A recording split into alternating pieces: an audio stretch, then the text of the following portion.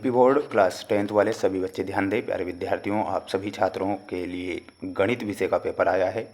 पूरा पेपर आ चुका है। अगर आप पेपर ध्यान से देखते हैं और पढ़ कर जाते हैं तो माय डियर फ्रेंड्स, मैं आपसे इतना ज़रूर कहूँगा कि पूरा का पूरा पेपर आपको परीक्षा में देखने को मिल जाएगा। एक भी प्रश्न यहाँ से मिस नहीं होगा, इसलिए पूरा का पूरा पेपर आपको देखना है और याद कर लेना है। पहला ही प्रश्न प्यारे विद्यार्थियों आप सभी छात्रों की परीक्षा में आएगा कि द्विघात बहुपद a x square plus b x plus c के शून्यक अल्फ़ा एवं बीटा हो तो अल्फ़ा और बीटा का मान क्या होगा। प्यारे विद्यार्थियों, अल्फ़ा और बीटा का जो मान होगा इसमें आपको c/a करेक्ट करना है। दूसरा प्रश्न देखिएगा, रैखिक समीकरण युग्म a1x plus b1y plus c1 बराबर 0 तथा a2x plus b2y plus c2 बराबर 0 का एक अद्वितीय हल होने की शर्त लिखिए। तो एक अद्वितीय हल होने की जो शर्त होगी और वो हो जाएगी a1/a2 बराबर नहीं b1/b2।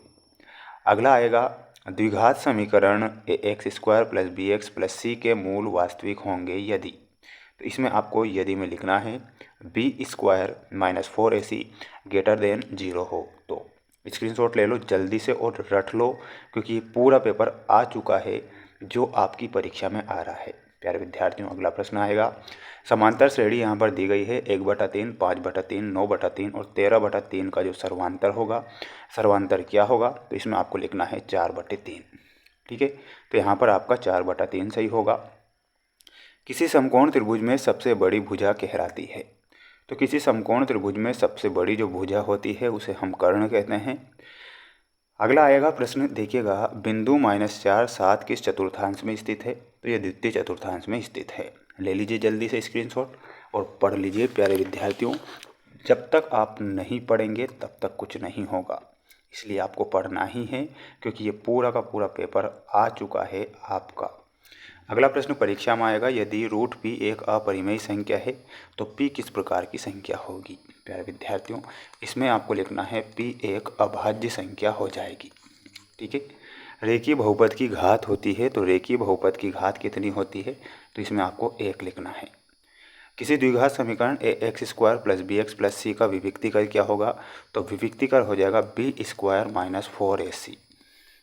समांतर श्रेणी 7, 13, 19 का में 205 पदों तक जाएंगे तो टोटल पदों की संख्या 34 होगी। तो इसमें आपको 34 फेल करना है। सभी सर्वांग सम बहुभुज भी होते हैं तो वो समरूप होते हैं, तो इसमें आपको समरूप लिखना है। ले लीजिए जल्दी से स्क्रीनशॉट इसका, क्योंकि ये पेपर परीक्षा में आ रहा है और 100% छपेगा। देखिएगा अगला है छठवां, त्रिभुज आर वाले वृत्त के एक त्रिज्यखंड जिसका कोण अंशों में थीटा है कि त्रिज्यखंड का क्षेत्रफल क्या होगा। तो इसका जो क्षेत्रफल होगा वो हो जाएगा θ/360 मल्टीप्लाई πr²। अब आप इसका स्क्रीनशॉट ले सकते हैं। इसके बाद हम बढ़ेंगे अगले प्रश्न की ओर। प्यारे विद्यार्थियों, जो पढ़ेगा वो सबसे ज़्यादा नंबर लेकर आएगा अगर आपने इस क्वेश्चन पेपर को देख लिया तो। एक वृत्त की केवल 2 समांतर स्पर्श रेखाएं हो सकती है, तो यह आपका असत्य होगा।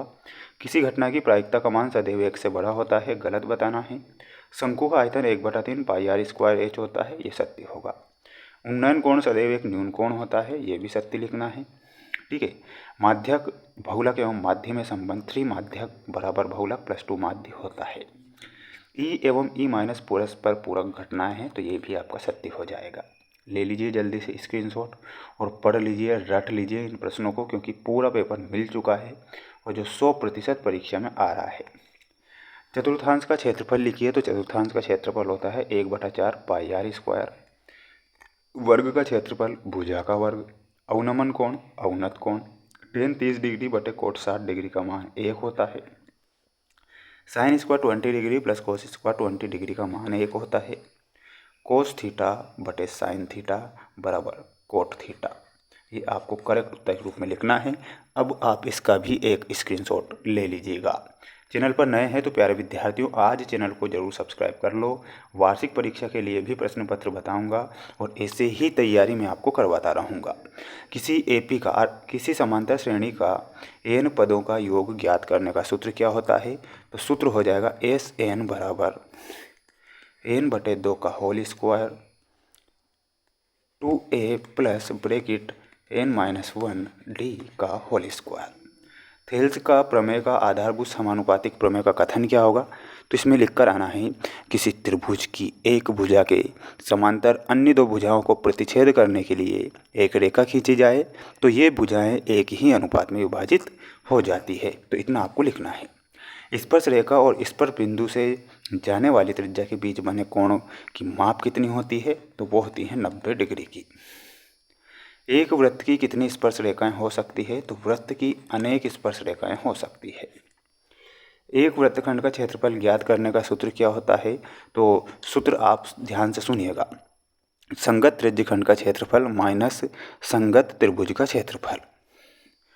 द्विघात बहुपद ax² + bx + c = 0 के शून्यकों का योग क्या होता है? तो -b/a आपको लिखना है। ठीक है, तो ये आपका सही उत्तर हो चुके हैं। अब आप सभी बच्चे स्क्रीनशॉट ले लीजिए। चैनल पर नए हैं तो प्यारे विद्यार्थियों, प्यारे साथियों, माय डियर फ्रेंड्स, चैनल को आप ज़रूर सब्सक्राइब करें। मेरे द्वारा आपको जो पेपर बताया गया है ये मोस्ट इम्पोर्टेंट पेपर था और जो मैंने आपको सॉल्व करके बताया है। चैनल पर मैंने सेट पेपर डाल दिए हैं, तो आप उन्हें ज़रूर देखें और अच्छे से याद करें।